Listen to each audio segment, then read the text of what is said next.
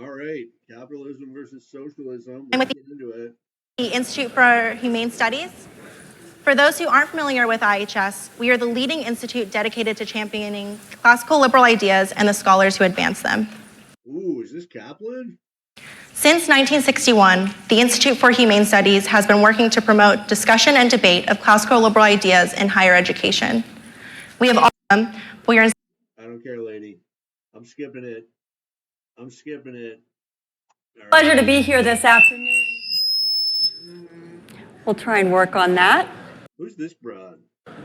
It's my pleasure to be here this afternoon. And on behalf of IHS, I want to thank Students for Liberty and all of you for joining us today. Without further ado, let me introduce our and the case against education.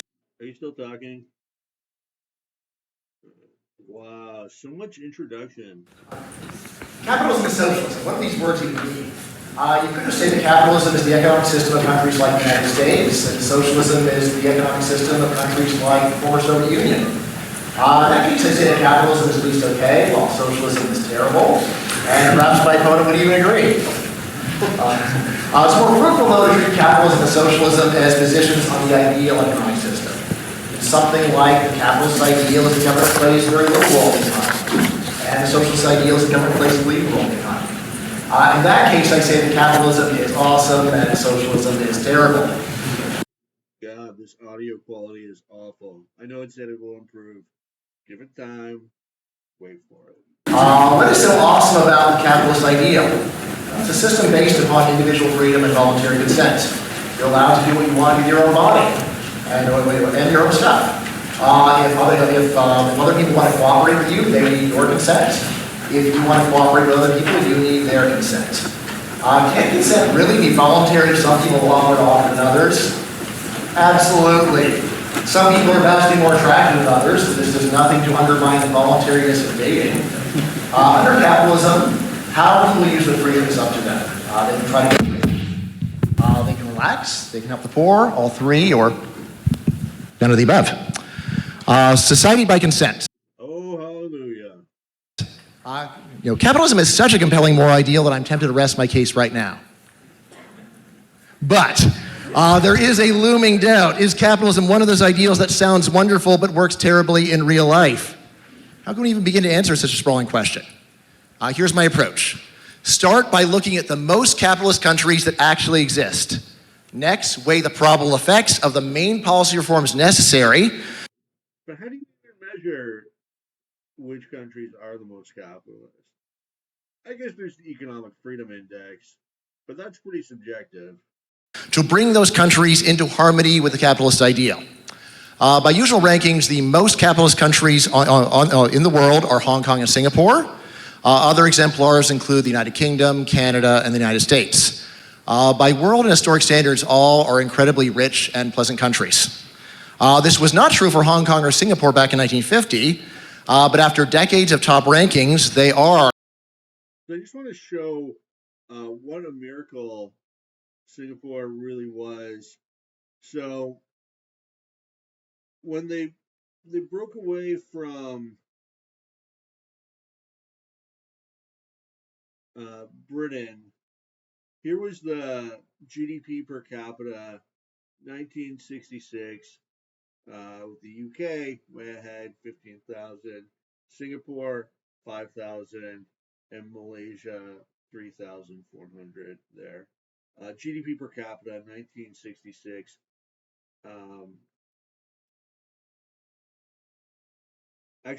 Sorry, no, this was when Singapore broke away from Malaysia because they were part of Malaysia for a while. Malaysia is primarily ethnically Malay, the Muslim nation with large Indian and Chinese minorities. But Singapore is like Han, they're Chinese, straight Chinese. Um, so yeah, you got the population there. Malaysia, much more populous. United Kingdom dwarfing them. And then the GDP per capita. So that gives you an idea of how rich the country was overall. and then so the population in 2016, they've all grown.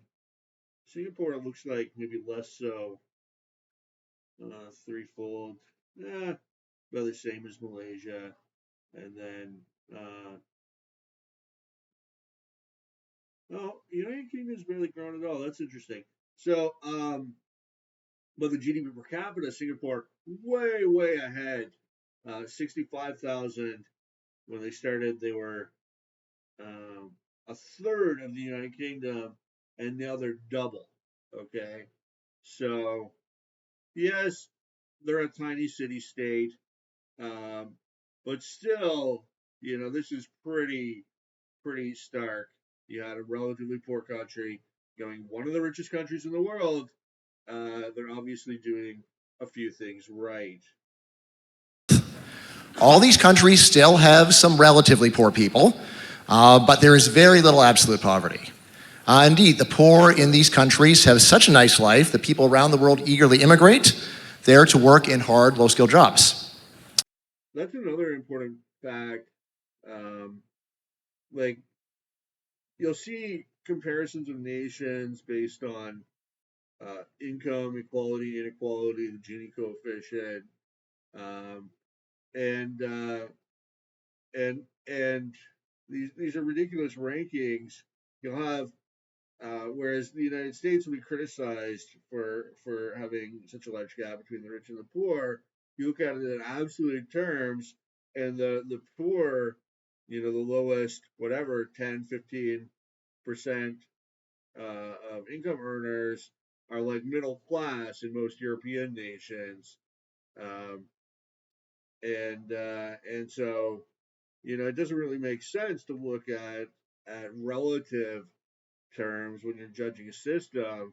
You got to look at absolute conditions for the working class. In my opinion, that's what's important is how well the working class is doing in absolute terms, not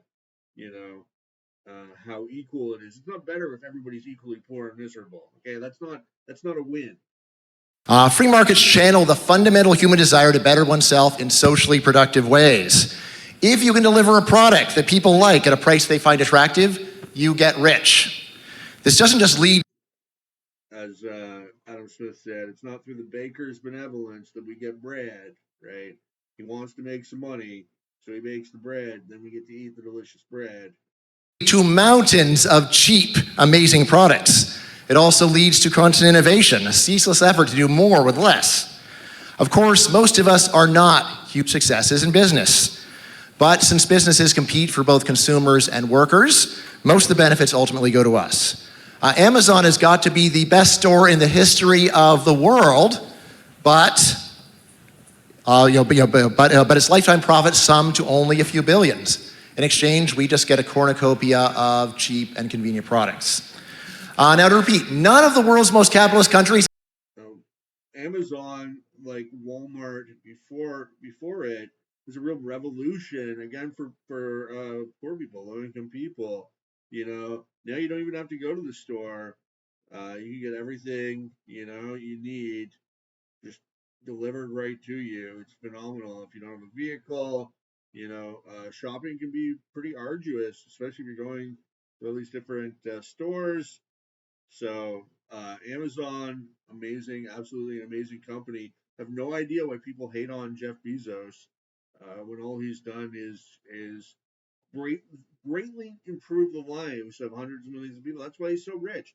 Everybody wants to trade with him, and Amazon is actually a massive platform for retail outlets as well, for people to sell stuff on. So it's this huge online market, channeling new technology, the internet, to vastly improve the lives of consumers, and it's a wonderful thing. That's capitalism for you right there. Ideal, but still provides a useful benchmark. How the status quo likely to change if government's role drastically shrinks? Right, I've only got time for the highlights. First, even the most capitalist countries heavily restrict immigration. Non-citizens need government permission to live and work there, and such permission is almost impossible for most people on Earth to attain. If these laws were repealed, there would be massive international migration.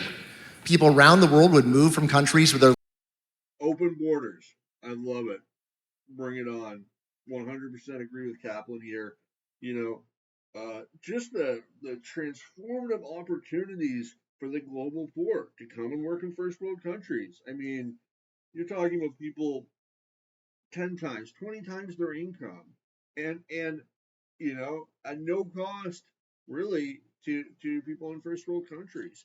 How about everybody wants to, well, not everybody, but leftists always want to give foreign aid, which 9 times out of 10 ends up in the pocket of some dictator or some corrupt politician. Well, somebody goes and works in a first world country from a third world country. A lot of the time, they're going to send money back home. Direct targeted foreign aid that's going directly to the hands of the people in need. That again costs the taxpayer nothing. It's an incredible win. Absolutely, 100% agree with Kaplan. We need massive more immigration in first world countries. Uh, it's an absolute vital priority. Countries where the labor produces much. A standard long-run estimate is that this would double the production of the world and drastically reduce global poverty and inequality in the process. Double the production of the world. Second, even the most capitalist countries tightly regulate construction, especially in high-wage areas. If these laws were repealed, there would be a massive increase in the supply of housing in the most prosperous areas of the country, soon followed by massive intra-national migration. Standard estimates of even modest housing deregulation say it would raise US GDP by 10%, and again, markedly reduce poverty and inequality in the process. Three, even the most capitalist countries engage in massive involuntary income redistribution. Strangely, however, most of this redistribution targets not the poor, but the old. If these laws had never existed, a large majority of people would simply have taken care of their own retirement, and that would be much easier because taxes would be so much lower that savings would be easier. What about the minority who can't take? Unfortunately, old people vote. But the only thing they do, they vote and they read the newspaper. So any sort of cutting Social Security never going to happen, as wonderful a policy as it would be. Take care of themselves. Would cost so little compared to the status quo that it is not unreasonable to leave it to private charity. But if that sounds like wishful thinking, we can just retain a small welfare state for poor children and the severely handicapped. Four, even the most capitalist countries heavily subsidize education. In my new book, The Case Against Education, $20 on Amazon. Just to go back to the welfare state thing, even a lot of disabled people today can work jobs. I mean, you're in a wheelchair, so you can still do a tech support or any one of these nonsense phone jobs like doing surveys, that sort of thing. You don't need your legs to dial people over the phone. So that's another way that capitalism and modern technology are making people more productive. That even a lot of disabled people can find gainful employment now. I argue that the main effect of these subsidies is not to prepare people for good jobs, but to spark fruitless credential inflation. 100% agree with Kaplan here. Again, I mean, not surprising, really. He's a fellow traveler of the libertarian movement, but a lot of people are not suited for university, and it's just a massive grift. The whole university system. Well, really, what it is they're paying intellectuals to prop up the state. Intellectuals in today's society play the role that the clergy played in years gone by, where they would rationalize the king's rule, and in exchange they would share in the treasure, the plunder. So nowadays, we're increasingly atheistic, and not so much people are listening to the church. So now intellectuals are fulfilling that role. They talk about Keynesian multipliers and all this nonsense about how the government needs to plan the economy, and how laissez-faire was this terrible time. So they rationalize the rule of the politicians and the bureaucrats, and in exchange they get, these decent salaries, great benefits, and they barely have to work. They're teaching like 4 hours a week or something. The rest of the time they're engaged in research, you know, and their real role is to proselytize uh, for the state. They're the intellectual bodyguards of the state, and it's this massive apparatus of secondhand dealers and ideas, including the media, including politicians, bureaucrats. So many people have their livelihood tied to this organization, and a lot of money is spent, our money, taxpayer money, by the government to promote its own rule. If these laws were repealed, we'd still be literate and numerate, but become independent and self-supporting years earlier. What about poor kids? Again, my preferred answer is private charity. But if that's not good enough, then a means-tested value. Not to mention, it's overwhelmingly wealthier people from wealthier families that are going to university in the first place and taking advantage of all these government subsidies. Voucher program does solve the problem. Right now, what is so terrible about the socialist ideal? It's a system based on government authority and coercion. Now, to be fair, democracy is a decent way to mitigate the mass murder and slavery typical of socialist dictatorships. But even under democratic socialism, the individual is at the mercy of popular opinion, and popular opinion is not pretty. Just look at the shameful way American democracy treats peaceful immigrants like criminals, to popular acclaim. Socialists like to compare the ideal society to a family. But in actual families, you don't have to support your siblings if you don't want to. You don't even have to support the parents who gave you life. So why should your moral obligations to complete strangers be any stronger? The idea that the rich are morally obliged to give away everything they don't need until poverty has been vanquished has some superficial appeal. But objectively speaking, all of us have vastly more than we need, especially if you remember the market value of your free time. You guys could be making money right now and giving it to other people who need it, but you're not. All right. Now, I loathe hyperbole, but if a socialist government really enforced the obligation to give away all your surplus to the poor, you would literally be a slave. Once again, though, there is the looming doubt. Is socialism one of those ideals that sounds terrible but works wonderfully in real life? To resolve this, I again suggest my same two-step procedure. First, start by looking at the most socialist countries that actually exist. Next, weigh the probable effects of the main policy reforms necessary to bring these countries into harmony with the socialist ideal. By the usual rankings, the world's most socialist countries are North Korea and Venezuela. No decent socialist upholds these hell states as ideals, and I'm certainly not accusing my opponent of doing so. There are many praiseworthy ways to bring relatively socialist countries into harmony with the socialist ideal, starting with stop murdering and jailing people to keep the ruling plutocrats in power. But as long as the North Korean and Venezuelan governments play the dominant roles in their economies, they'll remain impoverished and oppressive societies. How would democracy fix that, short of abandoning socialism? To be fair, if I were socialist, I would want to start with Sweden as my benchmark and work from there. But that's crazy. By most measures, Sweden is only modestly less capitalist than the United States. Now, people often mock socialists for insisting that true socialism has never been tried. I'm not going to say that, because I don't think that true capitalism has ever been tried. But if we want to forecast the likely effects of the true versions of either system, it makes sense to start with the closest existing approximations, then analyze the probable effects of bringing their policies into harmony with the ideals. When we do so. I mean, there's a lot of examples of attempts at socialism, not just the Soviet Union, China under Mao, North Korea, Cambodia, but even prior to Marx, there were some experiments with socialism.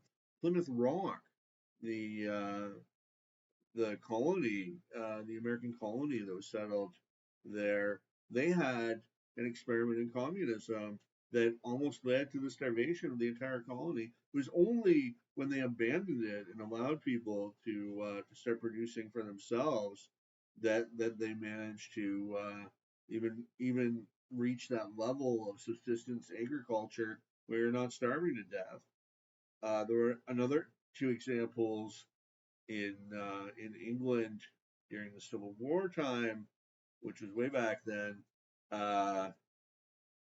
Was the ranters and the diggers. So the ranters and the diggers were around in the 1650s. They were Christian millennial communists, and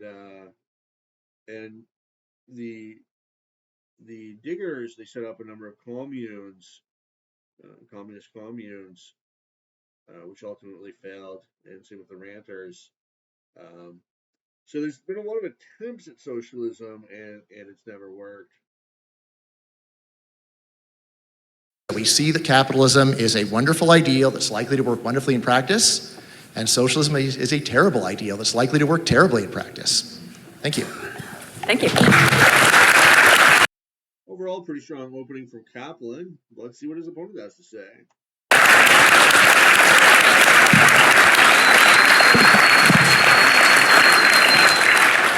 Ms. Brunig. Thank you very much. I hope my hair doesn't get on my mic, because if you start hearing a bunch of scratching, that's what it is. I'd like to begin by thanking the Institute for Humane Studies for bringing me out to debate this fine Saturday, windy enough for you. And I'd like to thank Dr. Caplan for agreeing to talk to me about things that are so important to us both, and to all of you for coming to listen. It's fairly easy, though no less a pleasure, to receive invitations to speak with and before people I'm all in agreement with. But it's a special privilege to receive the opportunity to present my thoughts and discuss them with people on the other side of the ideological divide. So as far as debates go, I'm a little bit out of practice. The last time I devoted considerable time to it was in high school, but I hope we can still have a provocative and maybe even entertaining session for you today. It seems fitting to me we should discuss these ideas at LibertyCon, as I do agree we are facing a crisis of liberty. The great authors of the Western tradition, the ancients, the late antique and medieval luminaries who laid out the foundations for what remains true and beautiful in our culture, would look at us today and see us as profoundly unfree.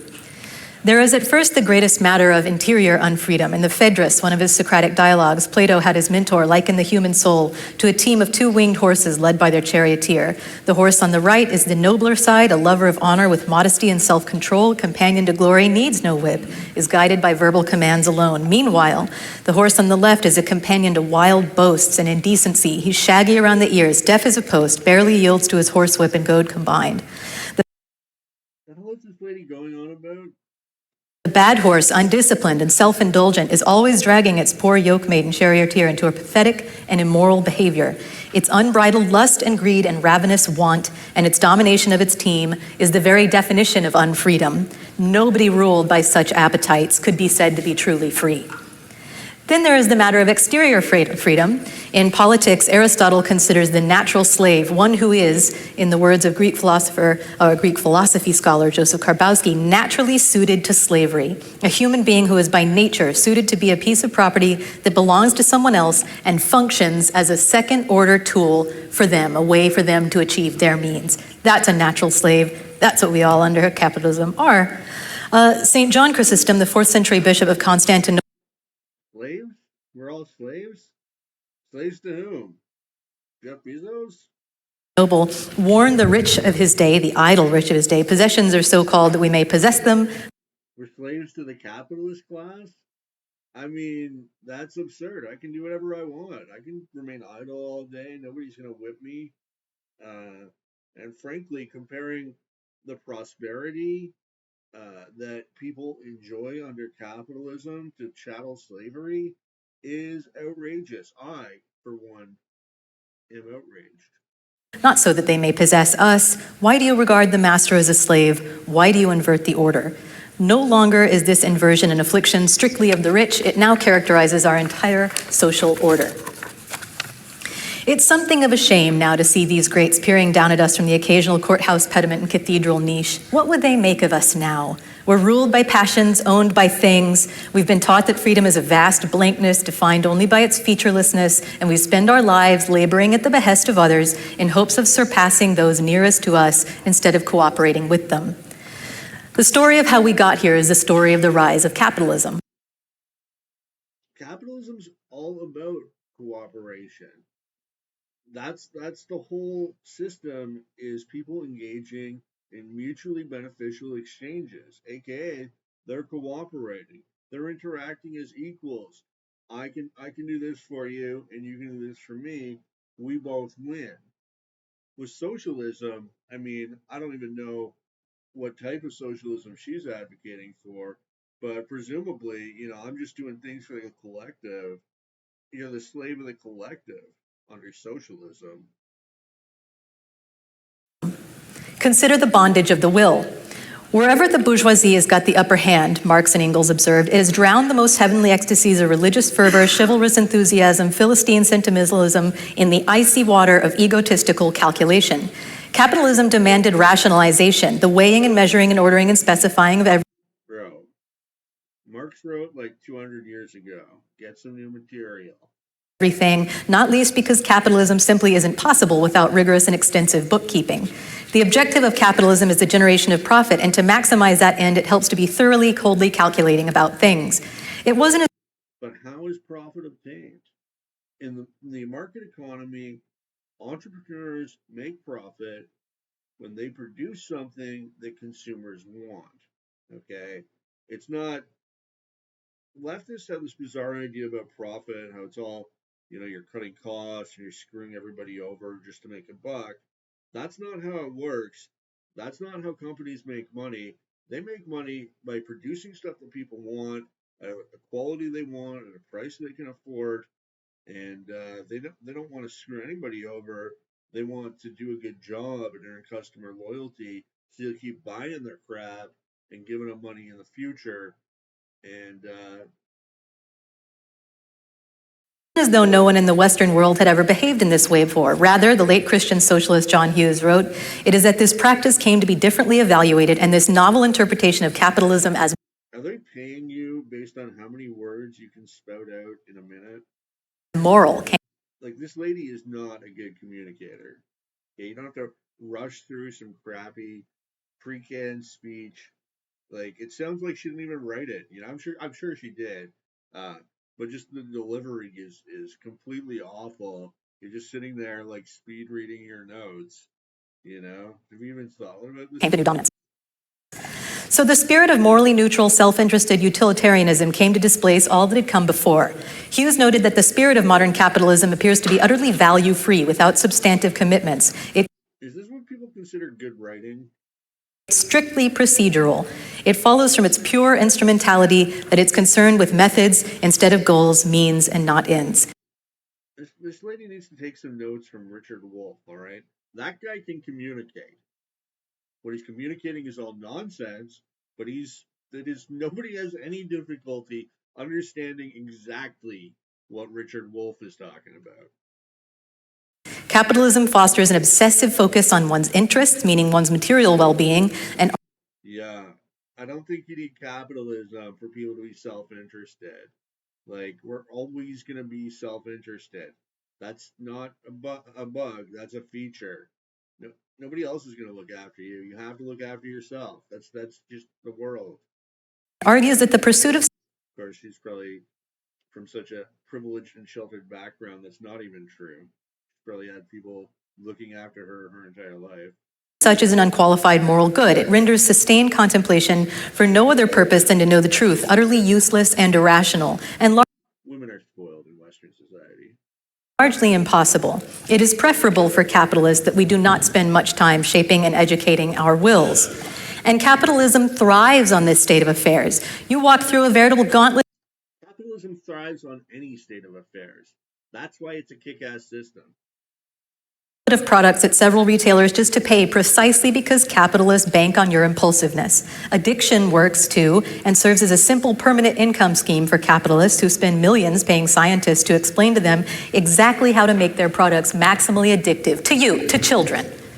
Even if you wanted to understand what it is you ought to want, what you ought to desire, the ethos of capitalism suggests that desire is purest and most authentic when unmediated, and thus more consumptive choices allow you to be more truly yourself. Paralyzing choices populate your inner life, and your will is alternately arrested and exploited. And yet capitalism claims to be the political economic form that most values free choice. The contradiction between the conditions on the ground and capitalism self-image perhaps explains why, when you trace its ideological roots, so much time is spent trying to explain how people have consented to things they obviously haven't. John Locke claimed, for example, that by agreeing that gold and silver are valuable, we agree to the unequal distribution of wealth arising from the accumulation of capital. It's just silly. Thomas Hobbes said that you can still be understood to have consented to that which you were forced. Even know what capital is? Capital is man-made factors of production, like factories. To do, even upon pain of death. All it means is that you chose life. Similar, hey buddy, you asked for this arguments arise in cases where there are no other choices readily available, as in the payment of poverty wages and unsafe. I feel like this is probably her strongest area, is attacking like the philosophical origins of property, or the basis for property rights. This is probably Sexually abusive or exploitive working conditions. The illusion of consent only emerges in this context to conceal the fact that the average person under capitalism does not really have much control over their economic activity, much less his or her own destiny. The basic fact of capitalism is the vast majority of people in society will work towards ends that are not their own, and in some cases barely even known to them. they're getting paid, aren't they? In these circumstances, the goal of the worker's activity is no longer immediately present in the actions they're doing, nor even partially inherent in them, but utterly extrinsic to them, and in some cases quite distant. Workers sell their labor, which, as Hegel pointed out in his philosophy of right, means nothing less than alienating the whole of my time as crystallized in my work and everything I produced, thus making into another's property the substance of my being, my whole.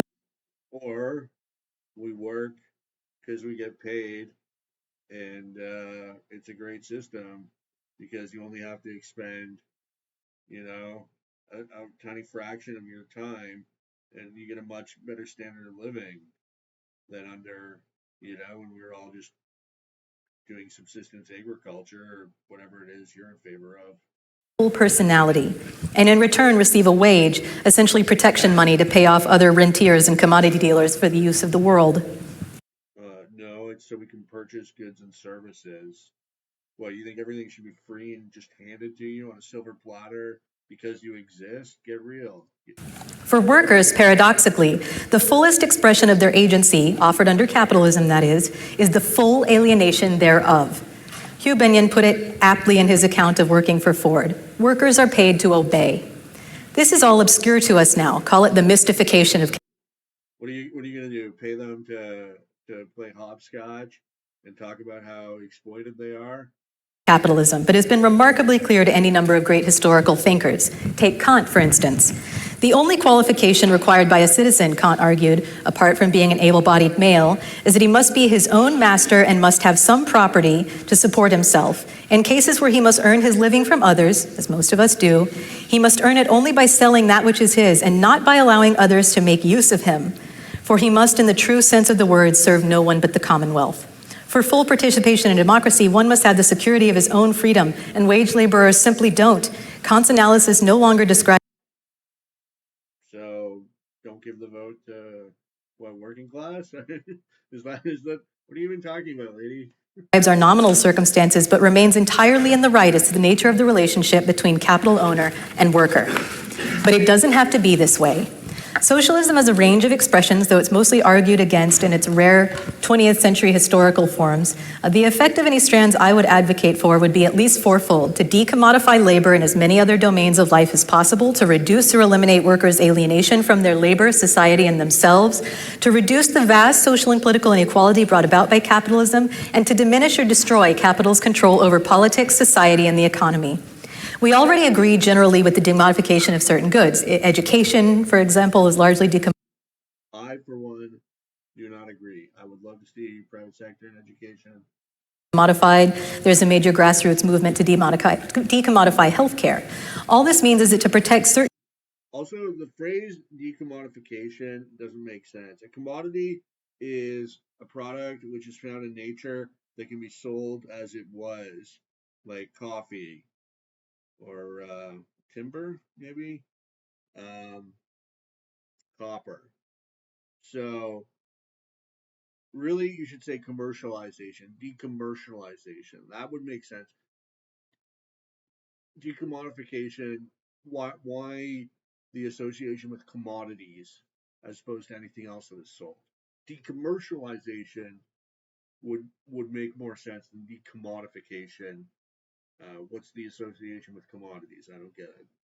Certain domains from total domination by market forces. The decommodification of labor, as my friend C.W. Strand has pointed out, leads to a circumstance in which one's livelihood, one's survival, or economic reproduction is no longer market dependent.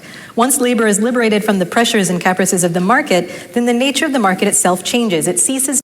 But what would that mean when your labor wasn't dependent on the market? It would mean you're no longer doing stuff that people want to pay you for, aka you're no longer being useful.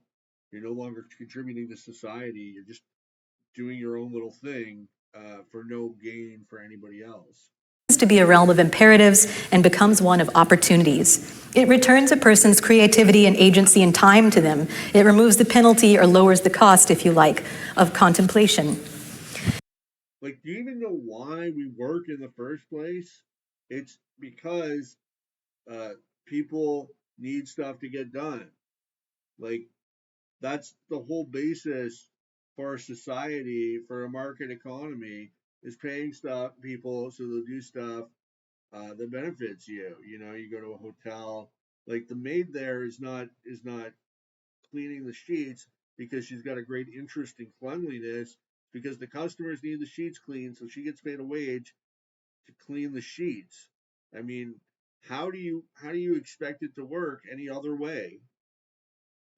People are just doing whatever they want for no reason. Reducing workers' alienation from their labor would be a knock-on effect of opening up the market to individual initiatives and creativity. It would also require that we enact legal protections for organized labor and that state respect and foster such organization. The 20th century called. They've already done all that stuff. These processes, along with a more general process. And by the way, we don't need more protection for unions. We need to roll back all the legal protections that unions have. Unions suck. There's this whole mythology around unions. The unions gave us better working conditions. Unions gave us higher wages. Thank you, union. It's nonsense. What happened was you had capital accumulation. People saved money and reinvested it in the economy, taking great risk, because in the initial stages, in the early phase of the Industrial Revolution, most of these factories were failing. People would save money; they would go broke. It was a very tooth and nail process where slowly investment led to the accumulation of capital, which led to workers being more productive, which led to higher wages and better working conditions. It had nothing to do with unions. Unions have no power to just magically increase wage rates beyond the productivity of a worker. That's not a viable long-term system. Even if it did happen, you would have to shut down eventually, especially with foreign competition. So what what drives wages is productivity, And then better working conditions are another trade-off you can make. Instead of higher wages, you can just improve working conditions. That's got a cost. So they come at the expense of higher wages, but that's a choice people make, especially as their wages go up. They care, more about safety. Of decommodification across the board will reduce social and personal alienation by transforming the overwhelmingly competitive impulse in capitalist society to a cooperative impulse. It's worth noting, I think, that this is a goal that sounds unreasonably optimistic only because capitalism sells us the worst possible story about ourselves, imagining human nature as inherently greedy, jealous, destructive, and antisocial. That's another way in which our own liberation to excellence is foreclosed to us by capitalism. Breaking capital's stranglehold on politics and society could require any number of legal and regulatory approaches and could also include the voluntary participation of workers' organizations and councils in directing the resources of their firms towards collaborative, positive, pro-social projects. Nobody's stopping you from forming a worker co-op under capitalism if you want. But if you think you can go ahead and seize the means of production, you have another thing coming. That's theft. That's illegal. That's immoral. You want your own factory, create it. Don't try to steal somebody else's factory. These four fronts are only a rough sketch of the sort of socialism I envision. My purpose here was to debate the merits rather than supply particularly policy parameters, which can be left to more talented policymakers than I. But the moral case is important. It's primary even. With regard to certain practices and industries, socialists may claim that socialist-style approaches will result in greater utility or efficiency. And in some cases, they're right. As far as I can tell, like I said, it's not my specialty. But the greatest recommendation of socialism is that it is its own moral case, and this is nowhere clearer than in contexts where freedom is held among the highest values. The chief advantage that would result from the establishment of socialism is undoubtedly the fact that socialism would relieve us from the sordid necessity of living for others, which, in the present condition of things, presses so hardly among almost everybody, Oscar Wilde wrote. For Wilde, socialism opened onto an ever more perfect individualism. For me, it opens onto the possibility not of living strictly for ourselves, but living for human excellence, for our own common good. Thank you. It's Star Trek. She wants Star Trek, but you can only have Star Trek if you get that device that creates the stuff for free. What's that called? Anyway.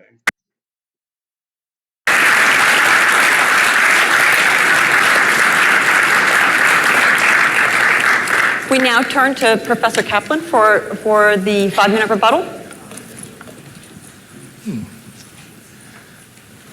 So in listening to Elizabeth's remarks, I really have to say that Orwell just keeps coming up over and over.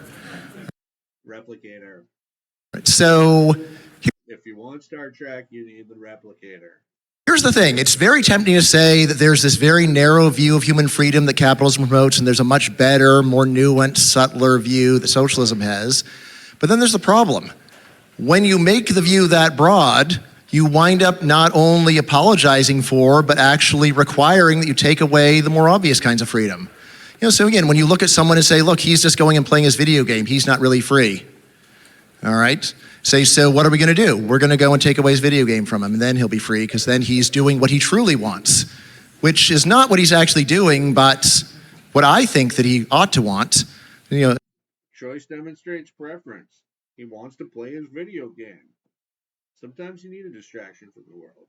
A kind of strange language. Again, of course, if you want to go and start talking about what historic socialists said, so Marx, what did he have to say about religion? The whole problem, he said, is classical liberals are only concerned with giving people the freedom to pursue whatever religion they want. But real freedom would be liberation from the witchery of religion. I think that's Marx's word. All right, now, what does it mean to liberate people from the witchery of religion? It means to shut down their churches and persecute them for practicing the religion, tell them they can't do it anymore. Now, you might say, well, now that's real freedom. But again, this is just the kind of thing that George Orwell was talking about. He said, look, you're wrong. The normal, simple, naive view is the right view. And your view is a gigantic rationalization for oppression. Right? And ultimately, I have to think that is what is going on here. If we, let's see. Yeah, so again, the idea that there is an illusion of consent when someone goes and buys a product. How is that an illusion? It is the primary example of consent. When I went and bought some French fries at McDonald's today, like, how is there any clearer case of consent other than for someone to say, well, in a truly free society, you wouldn't want those fries? It's like, well, In a free society, the fries would be free. Checkmate, capitalists. like,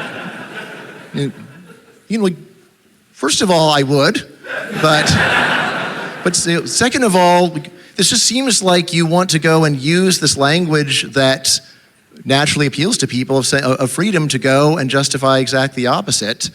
And I don't know why anyone else would be willing to go along with it. And of course, if you're planning on being... So the other contention, and I think that maybe Kaplan is strawmanning this person a little bit here, is that you have freedom, as in like the freedom to pursue your happiness, or the freedom to be free of aggression. But then you have freedom in the sense of like being able to do stuff. So if you're broke, the argument goes, then you don't really have the freedom to go to the zoo because you can't afford the entrance fee or whatever. So in their sense, they want freedom. And I think it's a stronger argument. I think you can steelman the socialist argument by saying, we don't want to oppress people and tell them what they can't do. We want to ensure that everybody has the freedom to do stuff, as in be able to afford it, or we want to make sure everybody has health care so that you're still alive, so that you can enjoy the freedom to walk around in the park, which you can if you're dead, and we want incomes to be closer so that more people can have the freedom to go kayaking or take a vacation or whatever. People that are in the lower income, they have higher income. If you have more equality, then people can. So it's freedom, not in the sense that you can that nobody's stopping you, but freedom in the sense that you're actually able to do it based on material conditions. I think that would be a stronger argument for the socialist side, and probably more in line with what the other person was saying. Someone who is on the bureau to decide what counts as true freedom, I can understand the appeal, but if you plan on being on the other side of it, very different matter. But now, when I was going and reading about Elizabeth's views, I actually found a lot to sympathize with. So I guess you didn't mention Catholic socialism, but there's a lot of things I like about it. Especially, look at this body language. This is intense. She's just completely shielding herself from him. Especially things like being concerned about the rights of immigrants. But now, here's the thing. If you start seeing oppression in the purchase of French fries, and you think about that a lot, it is easy to be distracted when you are faced with problems that are much more serious, such as an immigrant can't legally go and buy French fries, right? Illegal immigrant, right? Or more specifically, there are a lot of people that the United States government says are not legally allowed to live here or work here. Now, that is what I call real oppression. That is where you need a government piece of paper to go and live where you want, to go and rent an apartment from a willing landlord. Love Kaplan's one-man crusade for open borders. You're a hero. Lord, to go and get a job from a willing employer. That's real oppression. So again, I would think that that the Catholic socialists would still want to prioritize or triage and say, look, we can go and argue. I think open borders is an orthodox socialist position. I think most socialists favor it. About whether someone is really free when they're buying stuff on Amazon after we have first given everyone. Not Bernie Sanders, who described open borders as a Koch brothers plot. The right to get a job from a willing employer, right after people are no longer told that it's illegal for them to live in what countries they want to live in. So, not only is there this strange effort to turn to turn what's a normal definition of freedom into some kind of horrible oppression. But this also then winds up driving out thought of like actual real problems. No, Kaplan does have a case here, though, because that is how Marx used freedom, the word. So just from looking at the orthodox Marxist position, now not all communists are Marxists, not all socialists are Marxists. So maybe that doesn't apply here. But just from a general Marxist point of view, Kaplan would have a solid case about the oppression freedom thing In the world, right? So again, as I said, I would not accuse Elizabeth of being a supporter of Venezuela. I have no sign that she is. But again, it just seems very odd to go and complain about the horrible oppression of capitalism and not look at Venezuela and say, well, that seems kind of like they were trying to do the kind of thing I'm talking about, right? And maybe they went about it the wrong way, but nevertheless, does seem like people saying the market is oppressive and we're going to go and save you from all of that, and then the end result is people starving. So we'll leave it there. Great, thank you.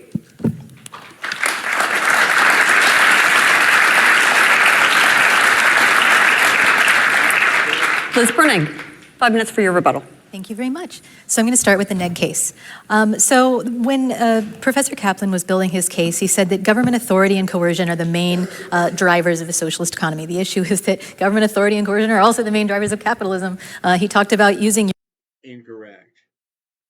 Capitalism, especially the type of free market capitalism or anarcho-capitalism that I advocate for, is completely voluntary. Every interaction, every step of the way, is voluntary, consensual. There's no coercion. There's no government at all.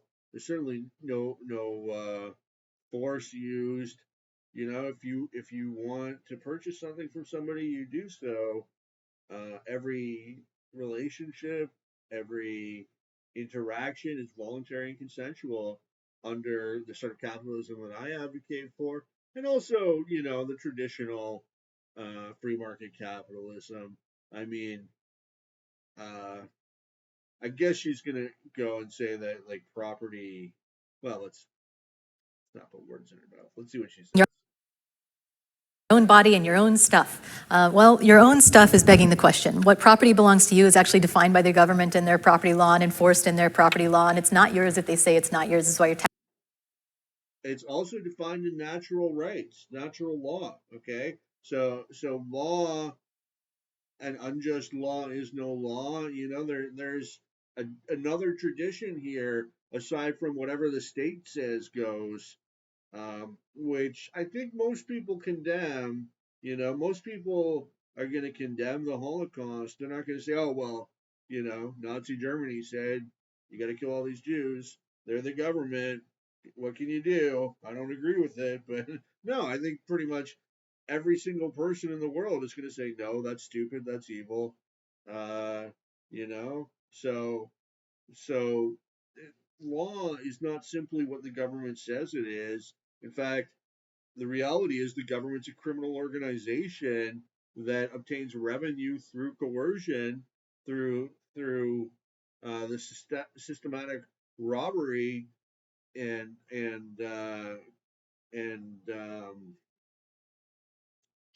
extortion of the economic class.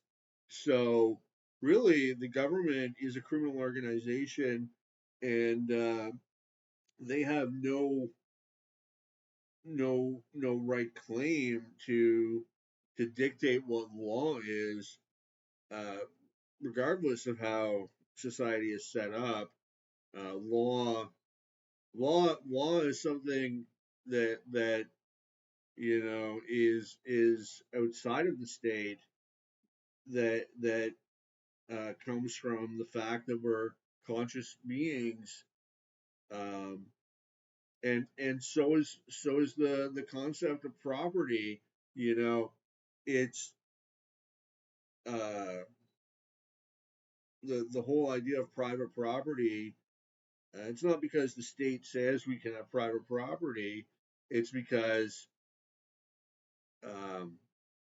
people create stuff, and then they deserve to own it because they created it.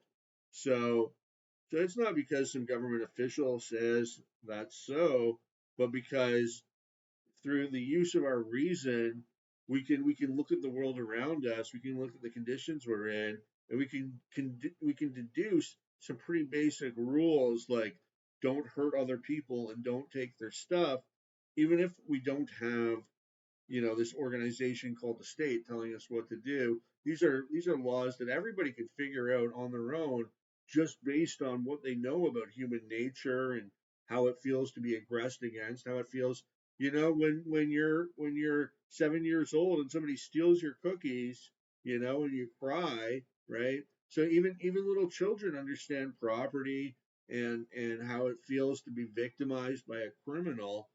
So we can deduce or infer from that a concept of criminality and justice and property rights that is completely independent of the state. And it's important, very important, in order to avoid the sort of atrocities which occurred in Stalinist Russia and other totalitarian regimes, that we have this sense of right and wrong and law that exists outside the state, so that we have some moral compass, instead of simply being subservient to whatever officials happen to be in power at the time. Tax money literally legally doesn't belong to you. And so obviously you're already relying on the government very strongly to enforce property law and enforce contracts and make the whole private economy work. The government is a very powerful and very central agent in that. That's why liberalism. And no, we're not. I mean, we rely upon good faith actors, right? Like, anybody could shoplift. Maybe that's not the greatest example.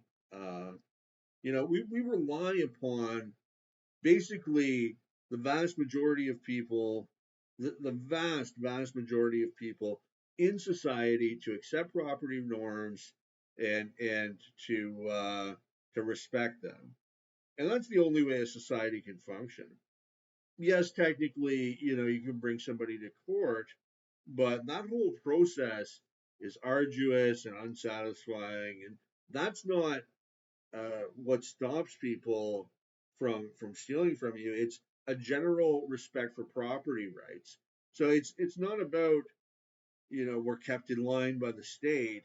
We're kept in line by our own sense of morality and right and wrong, because the government's not everywhere watching, you know, uh, and you can get away with stealing if you shoplifted a lot, like, um, but society breaks down if everybody's just aggressing against each other and taking each other's stuff.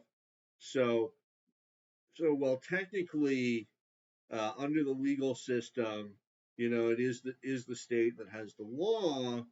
Uh, it's really social norms that we rely on for the preservation, the continuation of property rights and society itself, not so much the state, um, although nominally it is the case that we have this codified system of law, and the court system and the police, can arrest you if you're committing a crime.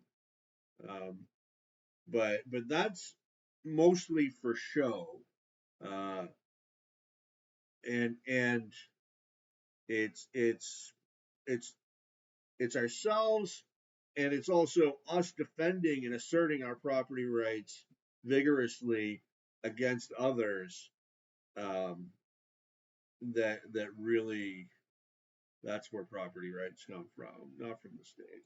Required the centralization and empowerment of states. They were decentralized and scattered before. They were much weaker before liberalism. States had to really beef up for capitalism. And there's No, no, no, no. It was the decentralization that actually led to capitalism, because consumers, people could vote with their feet. That's why capitalism originated in Europe, was because you had all this regional autonomy all these little fiefdoms and dukedoms and what have you.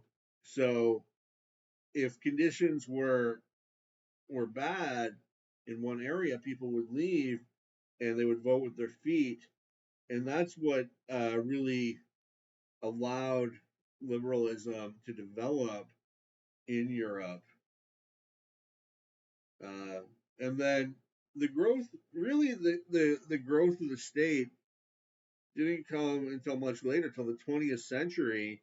I mean, until then, it was pretty much just the night watchman state, which was actually a substantial decrease from the absolutism of basically all the states, all the European states. Prior to that, you had absolutism, and from like the 14th century until like the 17th, 16th century, where the kings would do whatever they wanted, the divine right of kings. Prior to that, the state was quite toothless. The kings were just sort of the head dude, and they didn't even have the power to tax or to do anything. They might come hand in hand and say, "We got to fend off whatever. You guys got to help me out." But then, in the 15th century, you had the rise of absolutism, this idea that the king can just tax whoever he wants, do whatever he wants. He's the king. He's got the divine right, and so when liberalism came around, actually government shrank considerably, because you had the repeal of all these powers, and the idea was that government must be limited, and quite constrained. There was a lot of limitations. I mean, you had the French Revolution, the American Revolution, and this whole idea that that government should be small, that people have rights, that you should have free trade, and you shouldn't have monopoly, you should have open competition and gold money, and all the rest of it. But it was only actually during the 20th century, with the rise of socialism and welfarism and trade unionism and all the awful isms of the 20th century, that we saw, the growth of the state until it's reached its present Leviathan stage. Where in France, government spending is half the economy. So I think she's quite mistaken about. Stronger than they've ever been before because they have to support capitalism, and it takes a lot of muscle power. Individuals at the mercy of popular opinion is often brought up in cases where we're talking about socialism. And I find it very funny. Why are you dressed like you're at a debate tournament? And I mean, weren't property rights very well established, well in advance of the modern capitalist order? I'm not an expert on history, but I believe that was the case. Well, because they want to be able to market this to people who might hire you. You want to look like young professionals. You don't want to wear the clothes you're wearing. You have to wear the clothes you're wearing because your employer wants you to wear them. Your future employers find it very attractive when people dress in a certain way and not when they dress in another way. This can extend to culturally different clothing. This can also just be the stuff that you feel most comfortable in. And the same thing with what you post on social media. You better be careful. You better watch out. Don't post anything on Facebook or Twitter. Your whole life is constricted by what...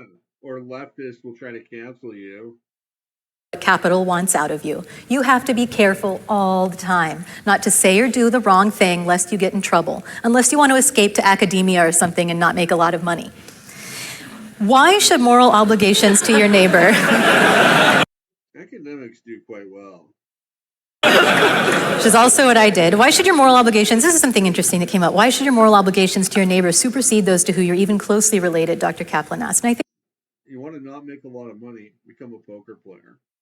I think this is a very important point. We are the most honorless, pathetic, immoral, sad creatures under liberalism, saying that we have no obligation to support our brothers and sisters, much less our mothers and fathers. If my kid ever talks to me that way, I'm going to become a very totalitarian socialist. You absolutely have an obligation to support your family members. This was well understood in the ancient world and all the way through the medieval period. Liberalism totally shattered this, of course, but it made us poorer and weaker for it. Surplus to the poor equals you're a slave was another point that came up. What about surplus to your capitalists, right? I mean, like someone's always taking your product of your labor away from you and your surplus away from you. The poor are certainly a better recipient of it than rich, right? I mean, so that would immediately tilt you towards socialism. And I would like to agree that if Sweden is only modestly less capitalist to the US and it's acceptable to Professor Kaplan, let's... No, if I'm engaged in a voluntary exchange of my labor to an employer, and they're benefiting from that, that's quite a different thing than if the state is seizing my wealth and redistributing it or spending it in the name of the poor or giving it to the poor, although that's sort of becoming more vogue now maybe, but it's certainly not how most the welfare state has historically functioned. But either way, there's a vast difference between the state extorting me so they can do something and me engaging in a mutually beneficial exchange with an employer. Those are not at all the same thing. Do it. I'm all for it, ready to go. We can both affirm that, and that can be the goal that we take away from this debate, is that we all need to move towards a democratic socialist model like Sweden. Now, responding to Professor Kaplan's rebuttal, capitalism is the way to go. Orwell came up. Sweden's not some commie state. Europe is the birthplace of capitalism.